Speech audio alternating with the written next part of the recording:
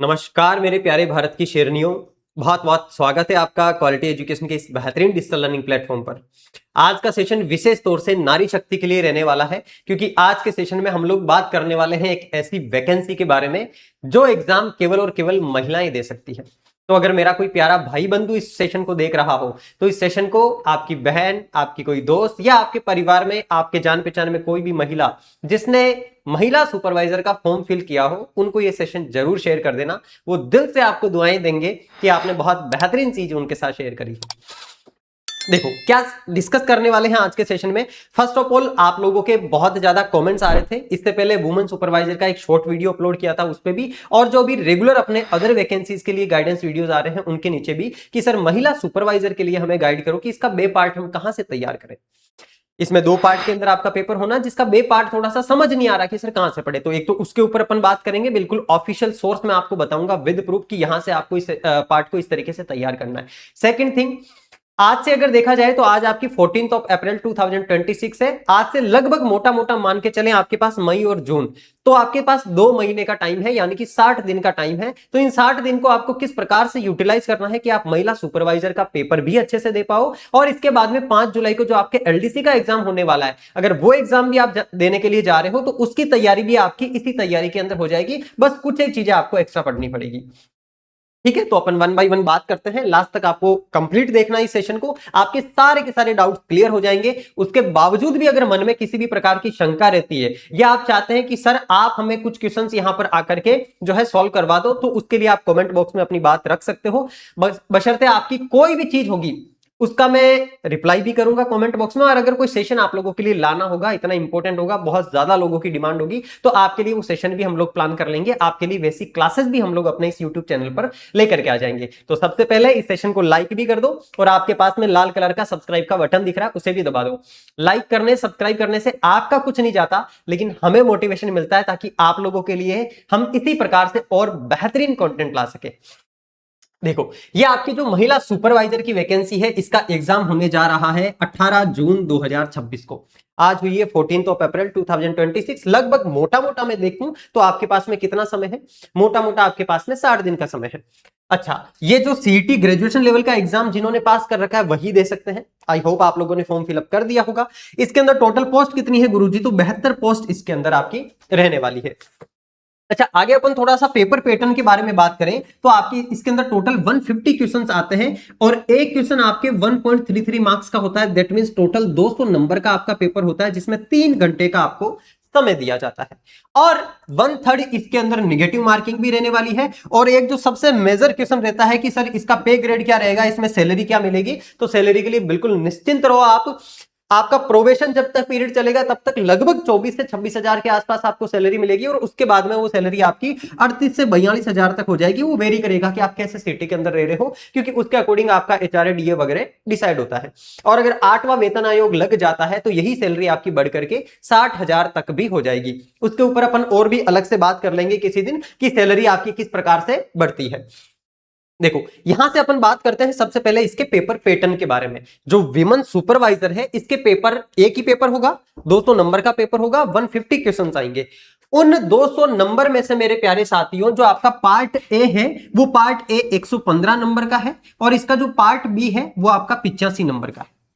2 part के अंदर paper होता है। गुरुजी इनमें क्या क्या है, तो पार्ट ए के अंदर आपका कंप्लीट जीके वाला पोर्शन है। देखो यहां आओ, पार्ट ए के अंदर क्या क्या चीजें हैं। जो 115 नंबर का आपका पोर्शन है, इसमें आपका सामान्य हिंदी है, जिसमें हिंदी आपका 25 नंबर का रहने वाला है। सामान्य अंग्रेजी है, ये भी आपका 15 नंबर का रहेगा। देन इसके बाद में मैथ्स एंड रीजनिंग है, ये 25 मार्क्स का है। और सामान्य ज्ञान वाला पोर्शन आपका 30 मार्क्स का है। और उसके बाद में आपके मैनेजमेंट वाला पोर्शन है, जिसके अंदर आपको किस प्रकार से चीजों को मैनेज करना है एक महिला के तौर पर। चाहे आप परिवार के अंदर चीजों को संभाल रहे हो, चाहे आप जॉब के अंदर चीजों को संभाल रहे हो, तो मैनेजमेंट वाले सेगमेंट से आपसे 20 नंबर के क्वेश्चन पूछे जाएंगे। एक डाउट आता है कि सर सामान्य ज्ञान के अंदर क्या है, तो सामान्य ज्ञान के अंदर आप देखोगे राजस्थान की हिस्ट्री है, राजस्थान का कल्चर है, ज्योग्राफी है, और जनरल साइंस है, विश्व, भारत और राजस्थान की समसामयिकी है।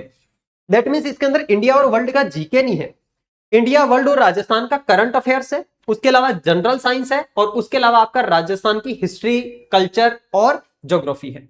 इसके आपके कितने नंबर है? 30 नंबर है। तो आप देख रहे हो ये वाला जो टोटल 115 मार्क्स का 115 नंबर का जो मैटर है, इस मैटर में से अगर आप रीजनिंग को हटा दो तो बाकी सारे के सारे सब्जेक्ट आपके एलडीसी के अंदर भी है। Got it. एलडीसी का और इसका सिलेबस लगभग सेम है, क्योंकि इसके अंदर जो राजस्थान हिस्ट्री कल्चर ज्योग्राफी आप पढ़ोगे वही आपको एलडीसी के अंदर पढ़नी है। इसमें जो करंट अफेयर्स आप पढ़ोगे वही आपको एलडीसी में पढ़नी है। इसके अंदर जो आप हिंदी और इंग्लिश पढ़ोगे सिलेबस पूरा का पूरा लगभग सेम है, तो आपके वो चीजें एलडीसी वाली भी तैयार हो जाएगी जब आप इस विमेन सुपरवाइजर की तैयारी करते हो। तो एक तो हो गया ये 115 नंबर वाले सेशन की बात। सेकंड थिंग, आपके जो 85 नंबर का जो पोर्शन है जिसके लिए सबसे ज्यादा कमेंट्स आ रहे थे कि सर इसके लिए आप हमें गाइड करो, तो देखो इस 85 नंबर वाले पोर्शन में आपको टोटल 7 पॉइंट तो खंड ए के अंदर दिए हैं और 2 पॉइंट खंड 2 के अंदर दिए हैं। इसके भी नंबर आपके इन्होंने सिलेबस के अंदर बकायदा डिवाइड करके दे रखे हैं। तो इसके अंदर देखो एक चैप्टर है स्टार्टिंग में न्यूट्रिशन वाला, पोषण वाला। इस पोषण वाले से आपसे 10 नंबर के क्वेश्चन पूछे जाएंगे, है ना।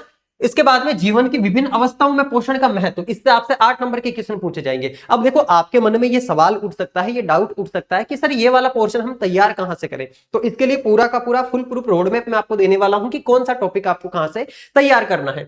ये जितने भी टॉपिक है अगर अभी तक आपने कहीं से नहीं भी पढ़े हैं तो भी आपको परेशान होने की आवश्यकता नहीं है। सबसे पहले हम जानते हैं कि इन टॉपिक्स के अंदर डिटेल में आपको क्या पढ़ना होता है। तो देखो पोषण वाला जो टॉपिक है इसमें आपको संतुलित आहार के बारे में पढ़ना होता है, बैलेंस डाइट के बारे में, मैक्रो एंड माइक्रो न्यूट्रिएंट्स के बारे में पढ़ना होता है, विटामिन और मिनरल्स, जो भी चीजें आपके आप आहार और पोषण के अंदर पढ़ते हो वो सारी चीजें इसमें आ जाती है। और ये वाला पोर्शन आपको कहां से मिलेगा, तो ये वाला पोर्शन आपको Rajasthan board of secondary education की किताब के अंदर मिल जाएगा। और ये किताब मैं आपको अपने टेलीग्राम चैनल पर भी अवेलेबल करवा दूंगा और इस वीडियो के डिस्क्रिप्शन बॉक्स और कमेंट बॉक्स के अंदर भी उन किताबों का लिंक दे दूंगा। तो ये वाला पोर्शन आपकी आरबीसी की किताब से होगा। जीवन की विभिन्न अवस्थाओं में पोषण का महत्व, ये वाला पोर्शन कहां से तैयार करें सर, तो आपकी जो 12th क्लास की होम साइंस की किताब है उस होम साइंस की किताब के अंदर ये वाला पोर्शन अच्छे तरीके से दे रखा है कि किशोरावस्था, गर्भावस्था, धात्री माताएं, नवजात शिशु, इनके लिए अलग अलग आयु वर्ग के अंदर अलग अलग पोषण की क्वांटिटी चाहिए होती है। तो किस प्रकार से चाहिए होती है उसके लिए आपको ये वाला पोर्शन पढ़ना है। और ये वाला पोर्शन आपको कहां पर मिलेगा, तो इसके लिए देखो मैं आपको सारी की सारी कंप्लीट डिटेल बता देता हूं। जैसे आप देखोगे ये आपका होम साइंस की किताब है, उसका मैंने इंडेक्स लगाया है। इस होम साइंस की किताब के इंडेक्स में आहार एवं पोषण वाला पोर्शन दिख रहा है आपको, जिसमें भोज्य पदार्थों के संदर्भ में इकाई, बाल्यावस्था में आहार, किशोरावस्था में आहार, वयस्कावस्था में, वृद्धावस्था में, गर्भावस्था में। तो ये जितनी भी चीजें है ना, ये चीजें यही बता रही है कि जीवन की अलग अलग अवस्थाओं में पोषण का क्या क्या महत्व है। और ये चीज आपको कहां मिलेगी, 12th क्लास की होम साइंस की किताब में। सर वो किताब हमें कहां मिलेगी, तो वो किताब अपने इस टेलीग्राम चैनल पे भी अवेलेबल करवा दूंगा मैं। क्वालिटी एजुकेशन आरएस के नाम से टेलीग्राम चैनल है, जिसका लिंक आपको डिस्क्रिप्शन बॉक्स में मिल जाएगा। और ये जितनी भी किताबें मैं आपको बता रहा हूं सारी की सारी किताबें ओरिजिनल वेबसाइट से आप खुद भी डाउनलोड कर सकते हो, उसका लिंक भी मैं आपको डिस्क्रिप्शन बॉक्स के अंदर अवेलेबल करवा दूंगा।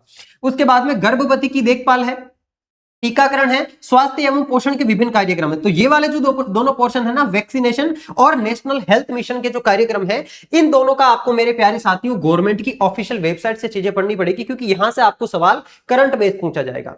स्टैटिक सवाल यहां से जो कुछ पूछा जाएगा वो तो आपकी होम साइंस की किताब के अंदर ऑलरेडी जो बीमारियों वाला सेक्शन आप पढ़ोगे उसके अंदर आपका कंप्लीट कवर हो जाएगा। बट इसके अलावा करंट बेस इसमें से जो सवाल पूछे जाएंगे वो नेशनल हेल्थ मिशन की जो वेबसाइट है उसके ऊपर, देखो यहां पर मैंने इन वेबसाइट का लिंक भी लगा रखा है। एक तो ये देखो, ये आपकी जो नेशनल हेल्थ अथॉरिटी है इसकी वेबसाइट है, जिसके ऊपर सारी की सारी जानकारी दे रखी है जितनी भी सरकार के द्वारा योजनाएं निकाली जाती है। इसके अलावा विमेन एंड चाइल्ड डेवलपमेंट जो सेक्टर है WCDS, इस वाले ये जो आपको वेबसाइट दिख रही है इसका भी लिंक आपको डिस्क्रिप्शन बॉक्स में मिलेगा। इस वेबसाइट के ऊपर मेरे प्यारे साथियों आपको जैसे ही आप विजिट जाकर के करोगे इसके अंदर सारी की सारी ओरिजिनल डॉक्यूमेंट्स मिल जाएंगे।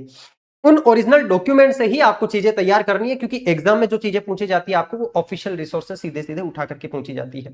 ठीक है, अच्छा इसके अलावा और कौन सा पोर्शन है सर, इसके अलावा कुपोषण है, माल न्यूट्रिशन, माल न्यूट्रिशन की जन्म से पहले संरक्षण किस प्रकार से करना चाहिए और जन्म के बाद में किस प्रकार से करना चाहिए, ये वाला पोर्शन भी आपको होम साइंस की किताब में मिल जाएगा। और वो होम साइंस की किताब आपको मैं अपने टेलीग्राम चैनल पर एज इट इज अवेलेबल करवा दूंगा।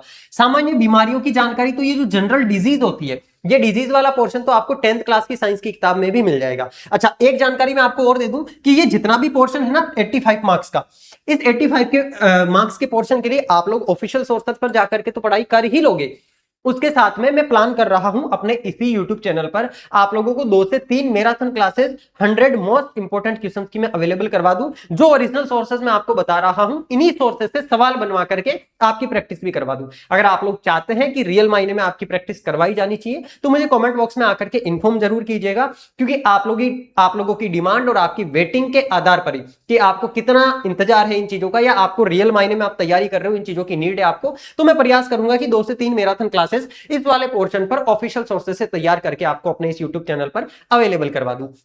बाकी आप तैयार कहां से करोगे तो वो सारी जानकारी मैंने आपके इस वाली स्लाइड के अंदर भी लिख दी है कि पोषण वाला चैप्टर आपको 11th क्लास की होम साइंस में मिल जाएगा, है ना। बाल विकास वाला ये आपको 11th और 12th क्लास की होम साइंस की किताब में ये वृद्धि एवं विकास के नाम से जो चैप्टर है इसमें मिल जाएगा। गर्भवती की देखभाल और टीकाकरण वाला ये भी 12th क्लास की होम साइंस में स्टैटिक पोर्शन इसका मिल जाएगा, जनन स्वास्थ्य सुरक्षा एवं टीकाकरण वाले चैप्टर में। कुपोषण वाला ये 10th क्लास की साइंस में भी मिल जाएगा और 12th क्लास की होम साइंस की किताब में भी कुपोषण और मानव स्वास्थ्य वाले चैप्टर में मिल जाएगा। स्वास्थ्य कार्यक्रम है तो ये आपको होम साइंस की जो किताब है इसमें जन स्वास्थ्य पोषण एवं कार्य है, इसमें आपको स्टैटिक पोर्शन मिल जाएगा। और बाकी जो करंट बेस है उसके लिए मैंने आपको ऑफिशियल वेबसाइट बता दी है। इन सारी की सारी वेबसाइट का जो ये लिंक है ना, महिला एवं बाल विकास विभाग है, नेशनल हेल्थ पोर्टल है, और जितनी भी आपकी एनसीईआरटी की किताबें और आरबीसी की किताबें हैं, ये सारे के सारे लिंक आपको अपने इस वीडियो के डिस्क्रिप्शन बॉक्स में मिल जाएंगे। आप खुद यहां विजिट करके इन ओरिजिनल किताबों को डाउनलोड कर सकते हो, ठीक है। तो यहां पर जो आपकी सामान्य बीमारियां होती है 9th-10th क्लास की साइंस है, डिजीज वाला टॉपिक ऑलरेडी मैंने अपने इस YouTube चैनल पर करवा भी रखा है, आप लोग जाकर के एक बार सर्च कर लेना disease by NR Chaudhary sir, तो आपको वो वाला सेशन मिल जाएगा। 3 से 4 घंटे का सेशन है, उसको देख लीजिएगा, है ना। उसके अंदर कंप्लीट बीमारियां सारी की सारी हमने कवर कर रखी है आरबीएससी और एनसीईआरटी की किताबों से। तो ये जो बी पार्ट है इसका आई होप आपके डाउट क्लियर हो जाना चाहिए कि सर हमें ये वाला 85 नंबर का पोर्शन कहां से पढ़ना है। इसके सारे के सारे सोर्सेज भी मैंने बता दिए हैं और ओरिजिनल वेबसाइट भी मैंने आपको बता दी है, और आपको ये भी सॉल्यूशन दे दिया है कि ये वाली चीजें अपने इस यूट्यूब चैनल के ऊपर भी हम लोग करेंगे। अब मैं कितना जल्दी ये क्लास लेकर के आता हूं, बिकॉज आपके 18 जून को एग्जाम है, अभी मई का पूरा महीना अपने पास है, अप्रैल का पूरा महीना है, तो मोस्ट प्रोबेबली अप्रैल लास्ट तक या मई के स्टार्टिंग में मैं आपको ये सेशंस अवेलेबल करवाऊंगा। बट वो इस आधार पर अवेलेबल करवाऊंगा कि आप लोगों की कितनी डिमांड इस चीज को लेकर के रहती है। अगर रियल मायने में डिमांड होगी, आप लोग चाहेंगे कि हाँ आपके लिए मेहनत की जाए, तो ही वो सेशन लाऊंगा। अदरवाइज मेरा शेड्यूल ऑलरेडी बहुत ज्यादा पैक रहता है एप्लीकेशन की क्लासेस और अदर क्लासेस के अंदर। तो ये अपना टेलीग्राम चैनल है क्वालिटी एजुकेशन RS के नाम से, इस पे आपको ओरिजिनल बुक्स भी मिल जाएगी और सारे के सारे लिंक भी मिल जाएंगे। अच्छा अब आ जाओ, अब अपन बात करते हैं बाकी वाले पोर्शन पर। तो आपके जो ये सिलेबस का पोर्शन आपने देख लिया कंप्लीट, कौन सा है, ये 115 नंबर का पोर्शन है और ये 85 नंबर का। इसके लिए अब आपको निश्चिंत रहना, इसके लिए परेशान होना ही नहीं है। 60 डेज के अंदर आपको चीजों को पढ़ना किस किस तरीके से, उस पर अभी बात करेंगे। पहले थोड़ा सा सिलेबस को आपको क्लेरिफाई कर लेना है कि कौन सी चीज आपको कहां से पढ़नी है। अब देखो ये जो 115 नंबर का मैटर है ना, अगर आप लोगों ने सीईटी पास करा है तो मैं ये मान के चल रहा हूं कि 115 नंबर का मैटर लगभग आपने पढ़ रखा है। आपको जस्ट इस चीज का रिवीजन करने की जरूरत है, बिकॉज सीईटी पास किया हुआ बच्चा ऐसा तो है नहीं कि उसने तुक्के से सीईटी पास कर लिया, पढ़ा तो होगा आपने कुछ ना कुछ, नॉलेज तो है आपको पहले से। दैट मीन्स अब आपको क्या करना है, उन चीजों का रिविजन करना है। तो एक बार जो ये 60 दिन का टाइम आपके पास है, इस 60 दिनों के टाइम को आपको इस प्रकार से 3 पार्ट के अंदर डिवाइड करना है, 30, 20 एंड 10। स्टार्टिंग के जो ये 30 दिन है, इन 30 दिनों में आपको क्या करना है, जितना भी आपका सिलेबस आपके पास में है उसको एक बार की आपको पढ़ लेना है, कंप्लीट आंखों से बाहर निकाल लेना है। और सिलेबस को जब बाहर निकालो तो साथ साथ इसी टाइम के अंदर आपको क्या सोल्व करना है, पीवाईक्यू भी सोल्व करना है। गुरुजी हम पीवाईक्यू कौन सा सोल्व करें, ये आपकी वीमेन सुपरवाइजर की तो ये दूसरी या तीसरी भर्ती है, इसके तो ज्यादा पीवाईक्यू है नहीं, कोई बात नहीं। आपके पास दिशा होती है, दिशा 2020 वाली किताब होती है, उसके अंदर आप देखो 2025 के साल में 7 से 8 एग्जाम हुए हैं लगभग आपके, है ना, आरएसएसबी बोर्ड के। उन सभी के सभी एग्जाम्स के आपको क्वेश्चंस देखने हैं आपके इन टॉपिक्स के। जब आप ये 30 दिन के अंदर कंप्लीट कर लोगे, आगे का जो 20 दिन है ये आपको रिवीजन करना है। और ये रिवीजन आपको किसके साथ करना है, टेस्ट की प्रैक्टिस के साथ करना है। आपको ऑनलाइन चैट जीपीटी के माध्यम से आप टॉपिक का नाम उसको दो, वो आपको सवाल बना करके दे देगा। मैंने आपको जो किताबें दी है वो किताब एज इट इज आप जाकर के चैट जीपीटी पर अपलोड कर दो और उसको बोल दो कि इस किताब के इस चैप्टर में से मुझे इतने सवाल प्रैक्टिस के लिए बना के दे दो। वो टेस्ट के तौर पर प्रैक्टिस के रूप में आपको बना करके दे देगा। अगर आप चाहोगे तो इस पे भी एक अलग से सेशन हम कर लेंगे कि किस प्रकार से आप अपनी पढ़ाई के अंदर आर्टिफिशियल इंटेलिजेंस का यूज कर सकते हैं। तो वहां पर चैट जीपीटी आपको लगभग 50 से 60 सवाल बना के दे देगी, वहां पर आपको जाकर के सवालों की प्रैक्टिस करनी है। ये जब रिवीजन चलेगा आपका, तो ये रिवीजन किसके साथ में चलना चाहिए, प्रैक्टिस के साथ में चलना चाहिए, टॉपिक वाइज टेस्ट की प्रैक्टिस के साथ में चलना चाहिए। एंड देन लास्ट के जो आपके 10 दिन बचेंगे, इन 10 दिनों के अंदर आपको फुल मॉक टेस्ट लगाने हैं और इन फुल मॉक टेस्ट के बाद में वापस फाइनल टेस्ट देना, आपको चीजों को वापस फाइनल रिवीजन करना है। तो इन 30 दिनों में से आप बांट लो कि अभी स्टार्टिंग के 5 से जो 10 दिन है ये 85 नंबर वाला जो पोर्शन है, अगर आपका ये तैयार नहीं हुआ है अभी तक, क्योंकि मैं मान के चल रहा हूं यही वाला पोर्शन तैयार नहीं होगा, बाकी चीजें तो आपकी तैयार होगी ही, क्योंकि आपने सीईटी पास कर रखा है, आप एलडीसी की भी ऑलरेडी तैयारी कर रहे हो। तो ये वाला पोर्शन आप 5 से 10 दिन का टाइम लगा करके जो ऑफिशियल सोर्सेज मैंने बताए हैं वहां से आप कवर कर लो। अगर किसी भी प्रकार की कोई दिक्कत आती है, कोई डाउट रहता है, तो आप कमेंट बॉक्स में आकर के जरूर रखना, आपके उन डाउट्स का मैं खुद आकर के वहां पर रिप्लाई भी करता हूं।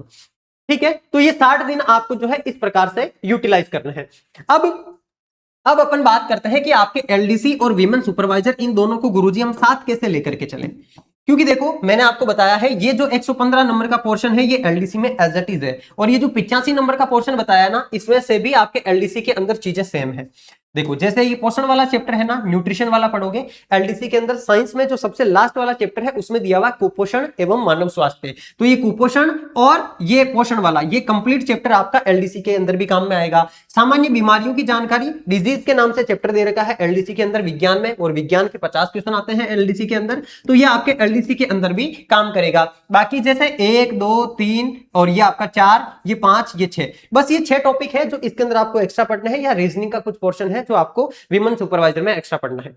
बाकी एलडीसी में आपके जो जो सब्जेक्ट है, पेपर सेकंड में हिंदी इंग्लिश है, कंप्लीट हिंदी इंग्लिश इसके अंदर आपको पढ़ना है ना, जो एलडीसी के अंदर काम आएगा कंप्लीट इसके अंदर आप पढ़ लोगे। मैथ्स एलडीसी में है, कंप्लीट मैथ्स इसमें आपको पढ़ना है, और सामान्य ज्ञान में आप देखोगे राजस्थान की हिस्ट्री, ज्योग्राफी, कल्चर, और साथ में आपको दैनिक विज्ञान और विश्व, भारत और राजस्थान का करंट अफेयर्स, ये सारा भी पढ़ना जो कि एलडीसी में है।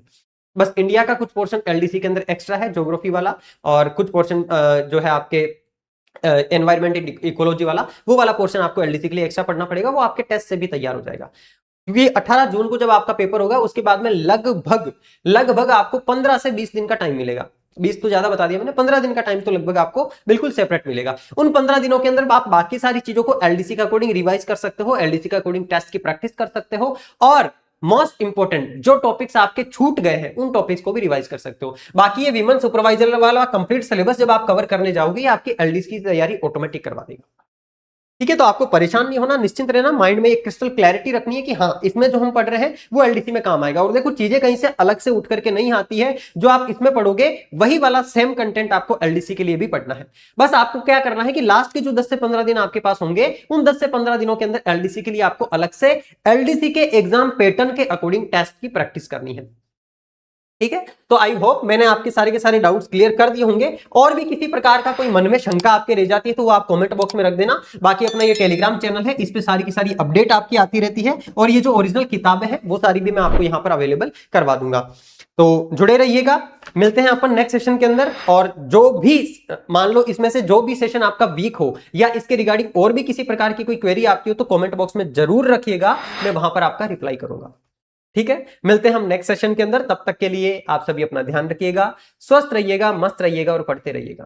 धन्यवाद।